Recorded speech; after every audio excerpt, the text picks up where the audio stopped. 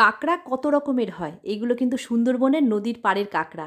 দেখতে একদম কালো আর দাঁড়গুলো অল্প লালচে। ভালো করে ঠান্ডা জলে ধুয়ে গরম জলে ধুয়ে নিয়েছি, তারপরে নুন হলুদ ভালো করে মাখিয়ে নিলাম। নদীর পাড়ের কাঁকড়া খেতে কিন্তু ভীষণ স্বাদ হয়। আমি কিন্তু কাঁকড়া কষায় ডুমো ডুমো করে আলু কেটে দিয়েছি, লাল লাল করে ভাজবো। তোমরা না চাইলে না দিতে পারো। সেই তেলেই কাঁকড়াগুলোকে লালচে করে ভালো করে ভেজে নেব। আর এদিকে কাটাকাটির পর্ব শেষ, দুটো পেঁয়াজ কুচিয়েছি, একটা টমেটো কুচালাম।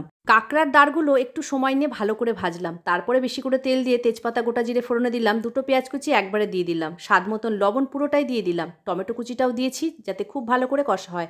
1 চামচ আদা বাটা 1 চামচ রসুন বাটা দিলাম, আর গুঁড়ো মশলাগুলোকেও দিয়ে অল্প জল দিয়ে ভালো করে কষিয়ে নিলাম যতক্ষণ না তেল ছেড়ে যাচ্ছে। মশলা খুব ভালো করে কষে গেছে, তার মধ্যে কাঁকড়া আর আলুটা দিয়ে নেড়ে চেড়ে ফুটনো গরম জল দিয়ে দিলাম পরিমাণ মতন, এতে 1/2 চামচ আরও লঙ্কার গুঁড়ো দিলাম, স্বাদ ব্যালেন্সের জন্য একটু চিনি দিয়েছি, গরম মশলা দিলাম। ঝাল ঝাল লাল লাল কাঁকড়া কষা আমার একদম রেডি। তোমরাও এইভাবে বানাও। লাইক আর সাবস্ক্রাইব করে দিও।